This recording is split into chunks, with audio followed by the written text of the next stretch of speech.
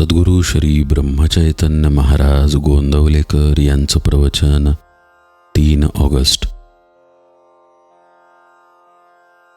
भगवंताशी एकरूप झाल्यावर सर्व आनंदच आहे. भक्त झाल्यावर माणूस ज्या आनंदात असतो तो आनंद वर्णन करून समजणार नाही. जिथे दुःखच नाही तिथे आनंद हा शब्द तरी सांगायला कोण असणार. अनन्य भक्त व्हावे आणि तो आनंद पहावा. भक्ताला सर्वच ठिकाणी आपण आहोत असे दिसते, म्हणजे सर्व चराचर वस्तू तो भगवद रूपच पाहत असतो. एखाद्या खोलीत सर्व बाजूंनी आरसे ठेवलेले असले तर कुठेही पाहिले तर आपल्याला काय दिसेल? आपल्या स्वतःशिवाय दुसरे काहीच दिसणार नाही. म्हणजे सर्व ठिकाणी एकभाव झाला तिथे दुःखाचे कारणच नाही. तिथे सर्वच आनंद असतो. त्याप्रमाणे भक्त भगवंताशी एकरूप झाला तिथे आनंदाशिवाय दुसरे काय असणार? जे याप्रमाणे जगात वावरतात ते आपल्या आनंदात राहूनही इतर लोकांप्रमाणे वागत असतात. तुकारामांनी अशा स्थितीत राहून लोकांना सन्मार्ग दाखवला.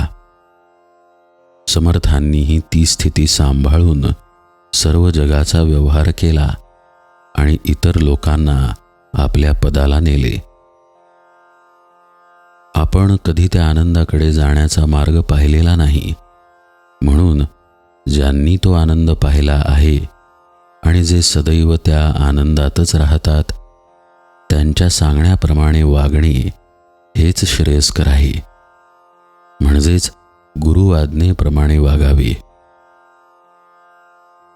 आपल्याला वाटाड्या भेटला म्हणजे त्याच्यावर विश्वास ठेवून आपण चालतो.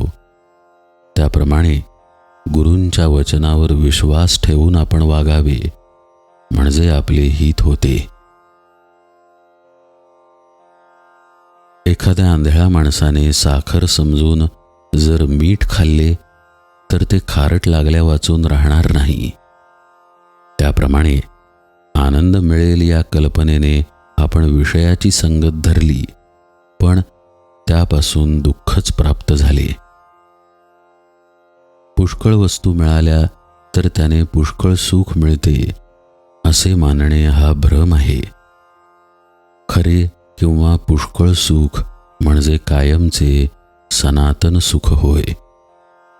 ते सनातन वस्तू पाशीच म्हणजे भगवंतापाशीच असते. भगवंताचे आपण झाल्यास सुखी होऊ.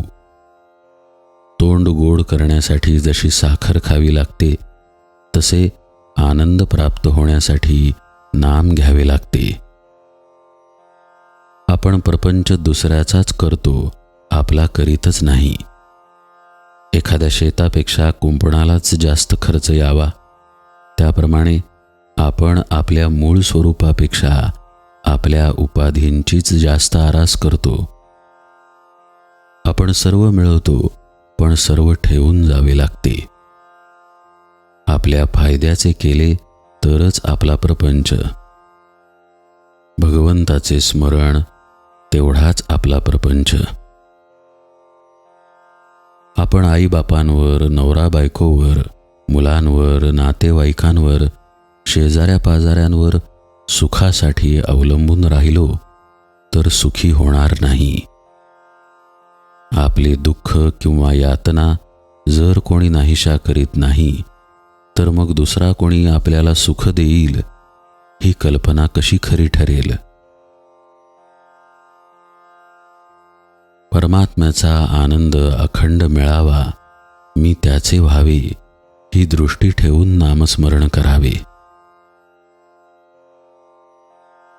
जानकी जीवन स्मरण जय जय राम.